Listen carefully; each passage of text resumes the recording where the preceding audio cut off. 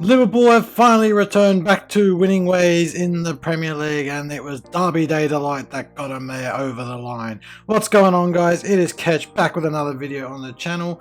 Hope you have enjoyed the recent content that has been appearing on this channel. As always, please do like, share and subscribe and turn on your post notifications so you do never miss an upload. And let's get right in to the weekend's results. And yes, you heard that correctly. Liverpool finally snapping a losing streak in the Premier League to beat local rivals Everton 2-0 in the Merseyside derby. Goals from Mohamed Salah and one for Cody Gakpo on his Merseyside derby debut silenced and the doubters and consigned Everton to a 2-0 defeat, which leaves them further dented in the relegation zone. But it was Darwin Núñez who got the ball rolling with a lovely run after a quick counter-attack following an Everton corner which had hit the post, rolling it into the box for Mo Salah, and Jordan Pickford, I don't know where he was left stranded as Salah made it 1-0. And then another scintillating counter-attack in the second half came with Cody Gakpo firing into an empty net to give him his first goal for the club and also put Liverpool 2-0 up, and that's the way the cookie crumbled for Everton. Liverpool winning it 2-0, but it was not without any drama or controversy as Andy Robertson and Jordan Pickford went to blows, with the Scotland skipper laughing in the face of T-Rex himself, because let's just be honest, Jordan Pickford's not a great goalkeeper, and to be honest, Everton's probably the standard for him. But Liverpool win 2-0 and hopefully are on to bigger and better things. Arsenal, meanwhile, have squandered a 1-0 lead at home to draw 1-1 with Brentford in the race for the Premier League title. It was new signing Leandro Trossard that got on to a beautiful ball from Bukayo Saka to make it 1-0 to the Gunners. But this is the Premier League, ladies and gentlemen. It wouldn't be a game or a match day without some form of drama, and unfortunately it came in the event of Ivan Toney's equaliser for Brentford.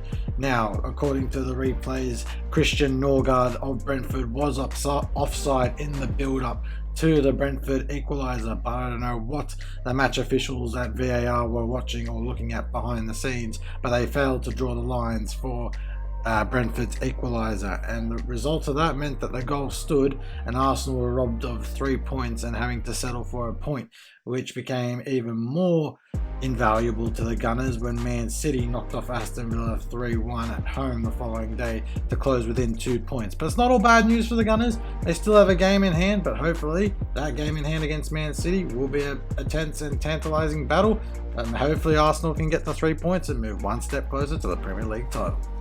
Leicester, meanwhile, provided the biggest shock of the weekend by knocking off Spurs 4-1 at home, and it's just another episode of Spurs going Spursy. Rodrigo Bentancur did open the scoring for Spurs with a beautiful strike to make it 1-0 before, and then Paulus Mendy made it 1-0 with a thunderbolt, and then 3 quick fire goals for Leicester made it 4-1 to the Foxes, and it alleviated more pressure off of Brendan Rodgers, and as the Foxes now climb up the table a little further. Spurs, however, it just got worse.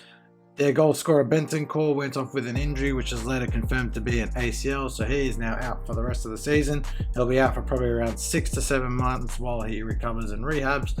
But Spurs under Conte, they seem to be very inconsistent. Beat Man City one week and lose 4-1 to Leicester the following week. So I don't know what Spurs are going to do moving forward, but they need to back Conte further if they're going to have any more results in the Premier League go their way.